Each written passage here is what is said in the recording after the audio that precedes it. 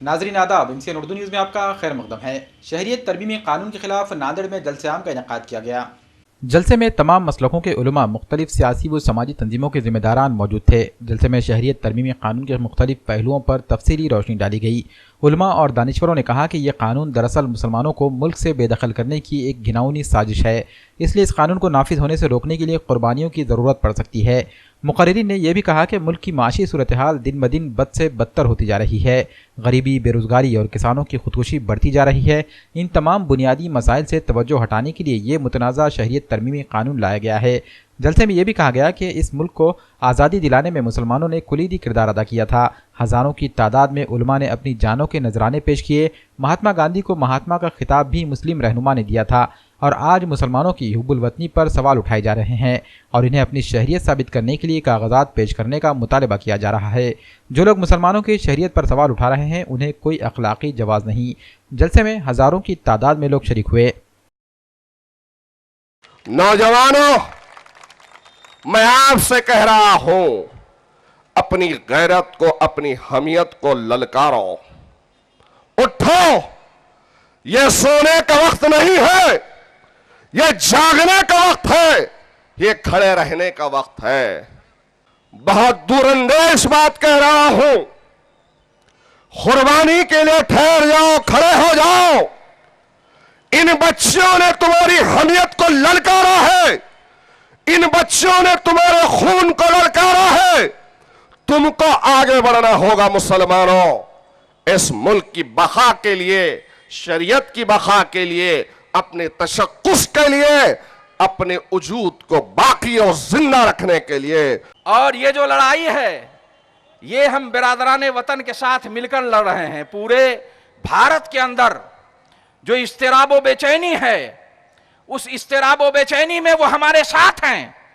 हमें अमन को बरकरार रखते हुए आईन के मुताबिक दस्तूरी हक हमारा है कि हम एहतजाज करते रहें, सड़कों पे निकलते रहें, जेल भरो आंदोलन करते रहें और उस वक्त तक हमारा यह एहतजाज जारी रहे जब तक कि ये बातिल कानून वापस नहीं लिया जाता है। कि हम लोग को सबसे पहले एक मुस्बत तर्ज फिक्री और मुस्बत सोच इख्तियार करने की ज़रूरत है। आजमाइश वो अल्लाह ताला की तरफ से आती है। हर ज़माने में मुसलमानों को आजमाया गया और हमें इस बात का पूरा यकीन है कि अल्लाह रब्बुल इज़्ज़त दोनों जहानों का मालिक है, इस ज़मीन और आसमान का मालिक है। रब्बुस समावाति वल अर्ज़ है और कोई चीज़ उसके हुक्म के बगैर इधर से उधर नहीं हो सकती। हर जान का और इवन एक पत्ता भी उसके हुक्म के इसके बगैर नहीं हिल सकता। तो ये जो बातिल ताकतें मुसलमानों को मिटाने के लिए कोशिश हैं, तो ये हमारे ईमान को और ज़्यादा मजबूत करती है कि हम अल्लाह रब्बुल इज़्ज़त के इज़्न के बगैर हमारा कोई बाल भी बाका नहीं कर सकता। इस बात की, इस सोच की बहुत ही मुसम्मम तौर पे हमारा हर नौजवान खुसूसी तौर पे अपने आप में ये बिठा ले। इस कानून के खिलाफ मुसलमानों की अक्सरियत ने और दीगर तबके के लोगों ने भी, खालिस मुसलमान नहीं है, मेरा एक एक लफ्ज़ मैं सोच समझ कर कहने का आदी हूँ, मुसलमानों की अक्सरियत ने और हमारे दीगर हिंदू दलित भाइयों ने, सब ने मिलकर इस कानून के ख़िलाफ़ एहतजाज किया। उस एहतजाज में इनके कुछ कारिंदों ने मिलकर कुछ तशद्दुद फैलाया, कुछ नुकसान हुआ अवामी इमलाक का, गवर्नमेंट प्रॉपर्टी का कुछ नुकसान हुआ। आम जबान में बात करने का आदी मैं हूँ। तो जब नुकसान हुआ तो वहाँ के चीफ मिनिस्टर ने कहा कि हम इनका नुकसान गवर्नमेंट प्रॉपर्टी का भर कर लेंगे इन लोगों से, और लेना शुरू कर दिया उन्होंने।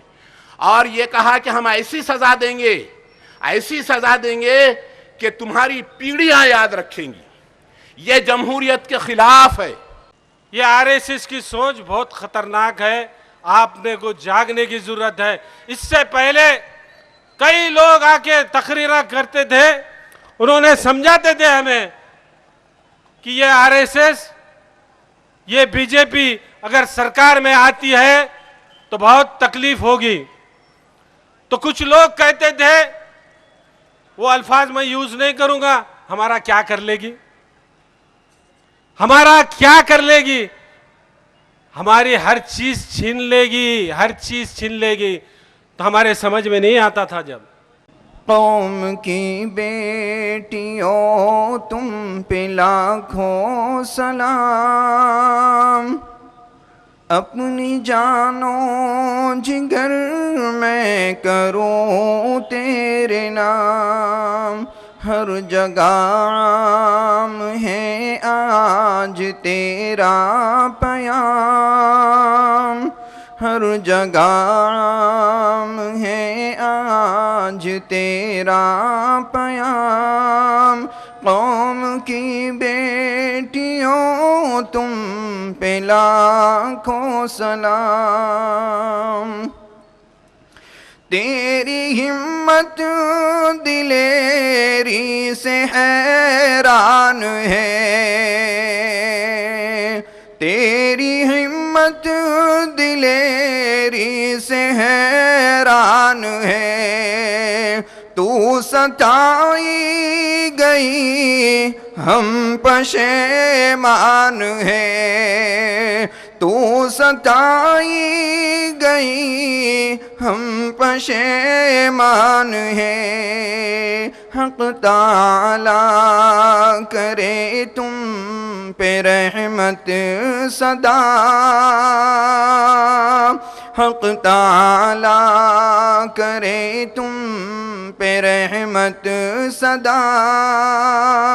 कौम की बेटियों तुम पे लाखों सलाम।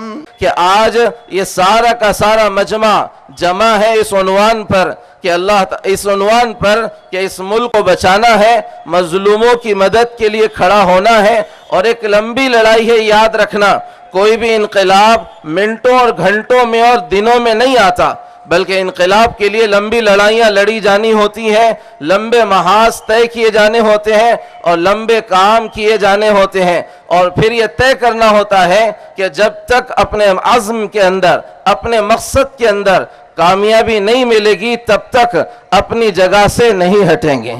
एनआरसी जो है ये बाद में एक बिल्डिंग बनने वाली है, उससे पहले वो एनपीआर के जरिए एक बुनियाद बनाना चाह रहे हैं। जिस तरह हम और आप जो है कोई बिल्डिंग बनाते हैं तो पहले हम उसका फाउंडेशन करते हैं, उसकी पुटिंग करते हैं, या उस तरह मतलब जो है उसके बाद एक इमारत खड़ी होती है।